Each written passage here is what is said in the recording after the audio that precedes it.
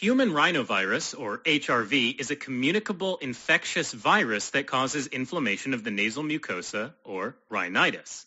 It mainly causes upper respiratory tract infections, and it gets its rhino name, meaning nose, because it commonly causes a runny nose, nasal congestion, and sneezing, as well as a sore throat and cough. There are over 100 serologic known types, and all of them can cause a common cold in humans. Now, rhinovirus belongs to the Picornaviridae family of viruses. They are naked viruses, about 30 nanometers in diameter, and they're surrounded by an icosahedral capsid, which is a spherical protein shell made up of 20 equilateral triangular faces. And they're naked because the capsid isn't covered by a lipid membrane. They're also single-stranded, positive-sense ribonucleic acid, or RNA, viruses. This means that their RNA is actually mRNA, which the host cell ribosomes use to make viral proteins. Unlike other picornaviruses, rhinoviruses are acid labile. That means they can be destroyed by stomach acid, so they don't typically infect the GI tract and don't spread through a fecal to oral route. On the other hand, rhinoviruses do commonly infect the epithelium of the respiratory mucosa, which lines the nasal cavity.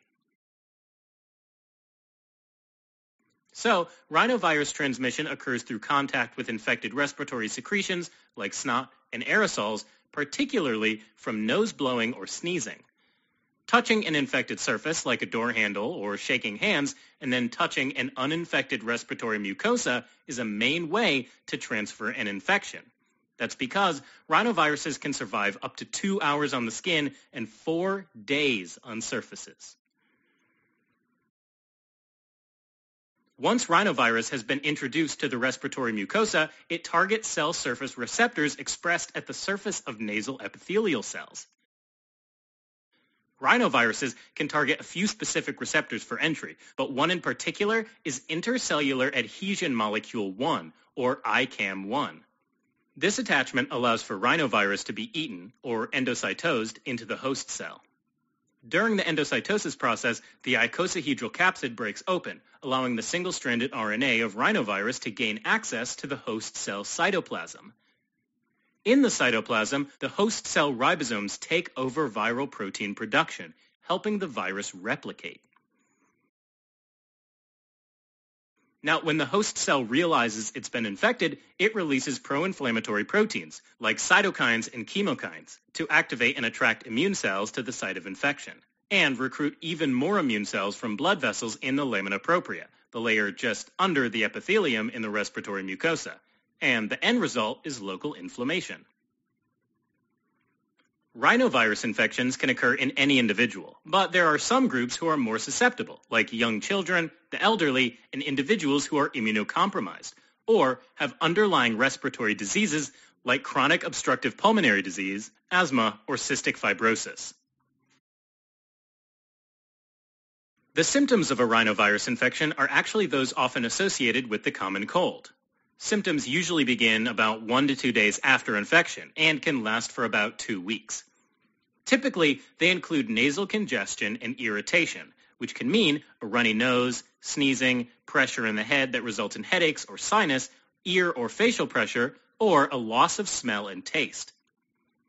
But they can also include fatigue, malaise, or loss of appetite, and other symptoms of an upper respiratory infection, like a sore or irritated throat, a cough, or hoarseness.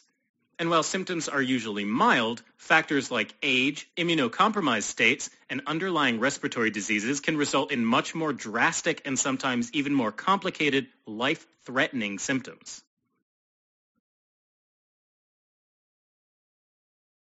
Rhinovirus is mainly diagnosed clinically, especially when common cold symptoms are present without additional complications concerning physical findings or relevant medical history.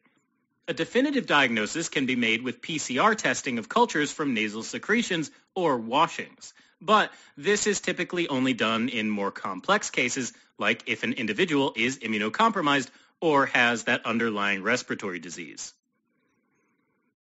Now, because rhinovirus infections tend to be mild and self-limited, treatment typically centers on relieving symptoms and preventing other people from becoming infected.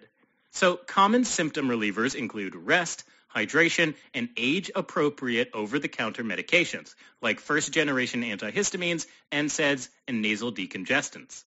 And general precautions should be taken to limit spreading the virus, including covering coughs and sneezes, thorough hand washing, especially after nose blowing, and regular disinfecting of surfaces. All right, so to recap, rhinovirus is a type of picornavirus, which is the leading cause of the common cold. It infects the epithelium of the respiratory mucosa, typically through a nasal route of transmission. A consequence of the inflammatory response from immune cells leads to rhinitis and the hallmark symptoms of the common cold, including runny nose, nasal congestion, and sneezing. A clinical diagnosis is usually made, and treatment tends to center on symptom relief and preventing the spread of infection to others.